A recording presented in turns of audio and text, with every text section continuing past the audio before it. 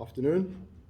My name is Mpumelelo Nconco, Provincial Senior Commissioner, Gauteng.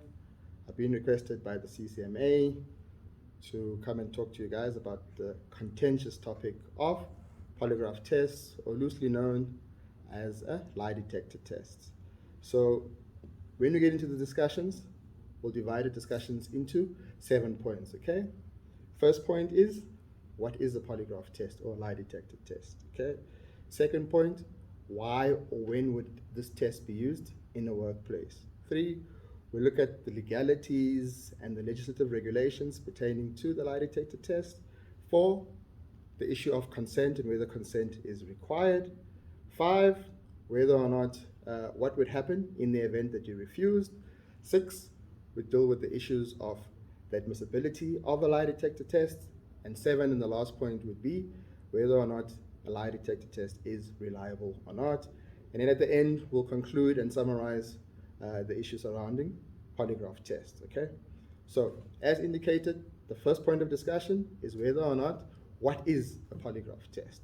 So a polygraph test is a situation where, through a series of questions, you'd have this device attached to you, okay? You'd have a person who then is administering the test. So what would happen then is, the intention behind this is, through a series of questions, is then to determine whether or not you're telling the truth or not. So what this device does, it'll measure your heart rate, it will check whether or not you are breathing or breathing differently when different questions are posed, or whether or not you are going to perspire at certain events. Now, the theory behind the lie detector test is that when a person is being convenient with the truth or lying, your blood pressure increases, your heart rate increases, you breathe differently, or you perspire. So this is like the theoretical surroundings insofar as the lie detector test. Next question is, why or when would this be used in a workplace? Now, circumstances or general circumstances where a lie detector test will be used in a workplace would be where you are entering a workplace where there's issues pertaining to you being honest, or holding a position where you are handling certain things. So the employer would then use it as a pre-screening method, all right? Or use it as a pre-employment issue.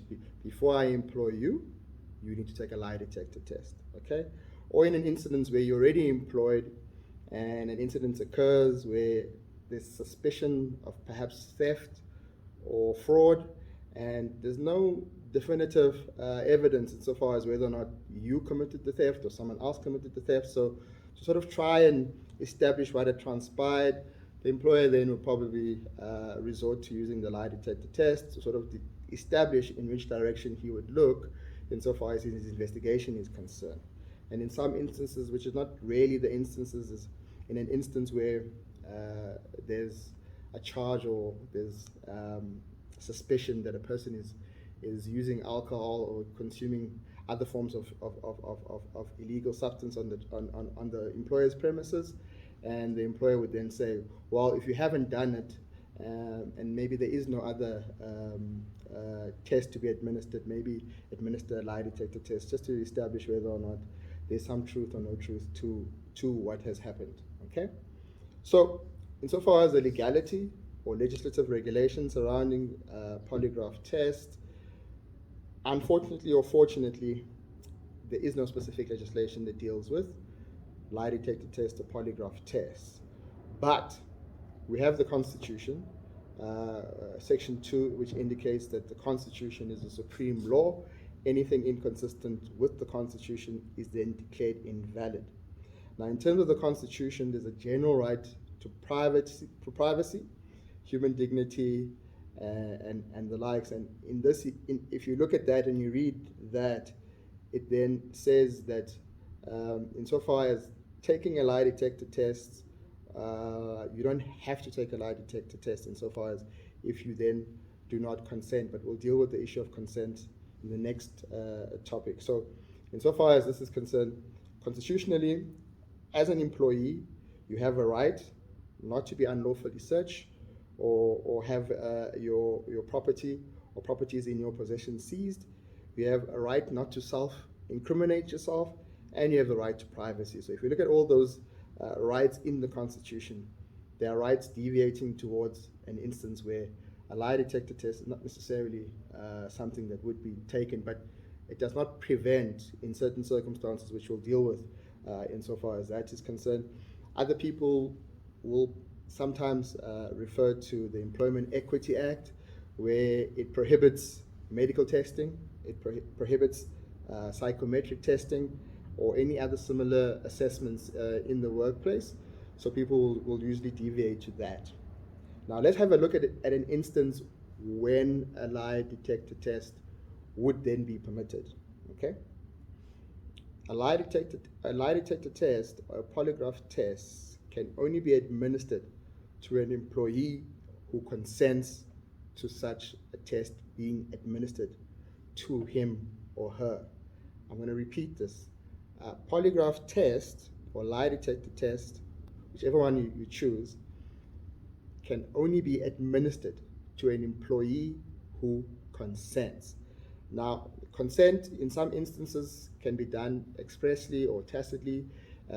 When people apply for employment, they usually sign an employment contract, and in between that employment contract terms and conditions in there, sometimes it would then indicate that you would be taking a lie detector test under certain circumstances. In some instances, when you are employed, there's a policy within the company which some employees sign, which indicates that you may then have to take a lie detector test. Okay. Other conditions insofar as lie detector tests being taken is that the consent, which is required, must be in writing. So if I'm approached to take a lie detector test, I need to be approached, and then the consent needs to be confirmed in writing. It needs to be voluntary. And insofar as the consent being voluntary, it doesn't end there. The questions to be asked insofar as the lie detector test before it's taken needs to be discussed between myself and the employer. Obviously, we live in South Africa. We have all these official languages that take place. So in the event that questions are going to be posed, it's very pertinent then to ensure that the person has an interpreter and understands the questions that is being posed to him or her.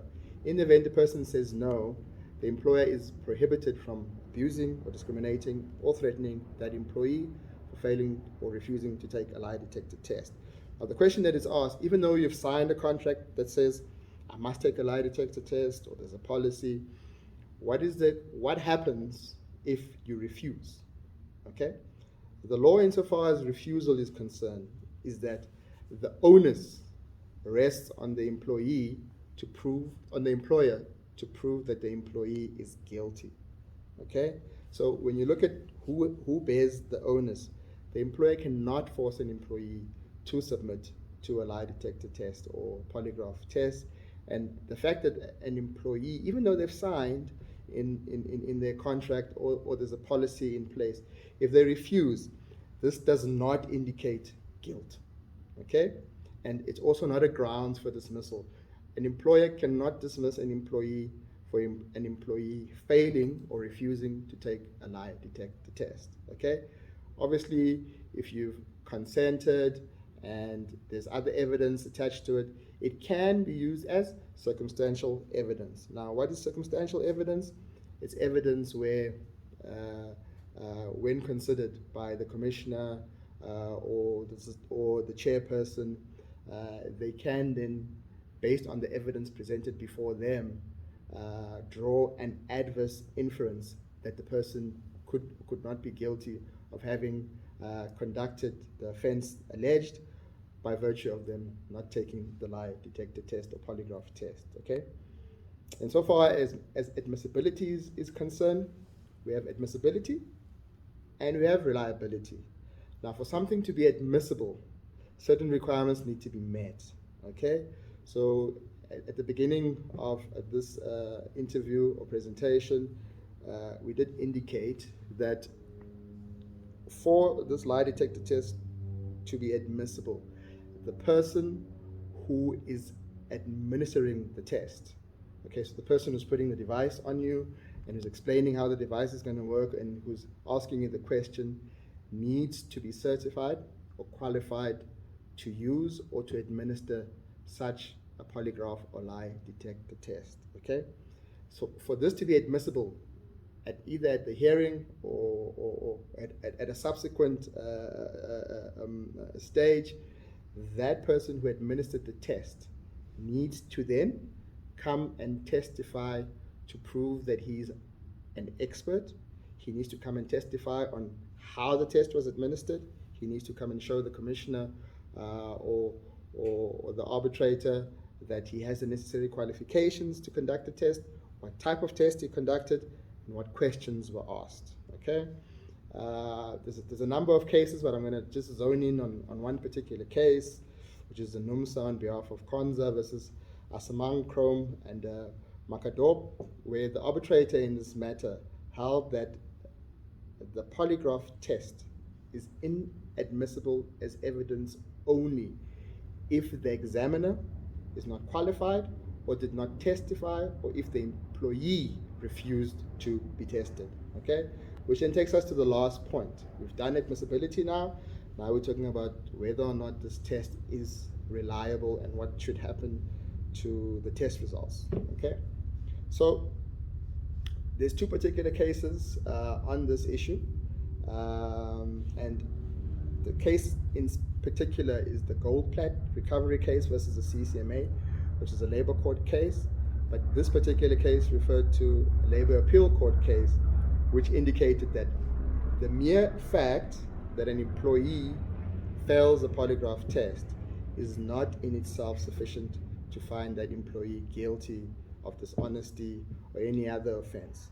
Okay, the onus, okay, rests on the employer to then prove or lead other evidence to then justify the accuracy of what was contained in the polygraph test. Okay, so in conclusion, let's conclude. One, polygraph test not regulated by any legislation or law. Two, a polygraph test in certain circumstances may be utilized by the employer to try and in his or her investigations to try and prove an offense. Three, before a test can be administered, consent is required. Four,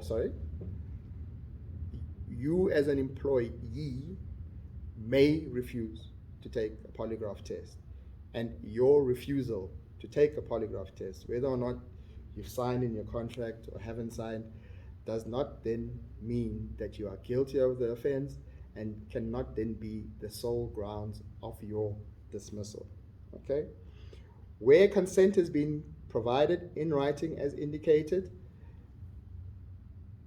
the results of the test can only be admissible if the person who was administering the test is able to show that they have the relevant qualifications to administer the test, and they're able to ensure that all the other procedures for administering the test have been complied with.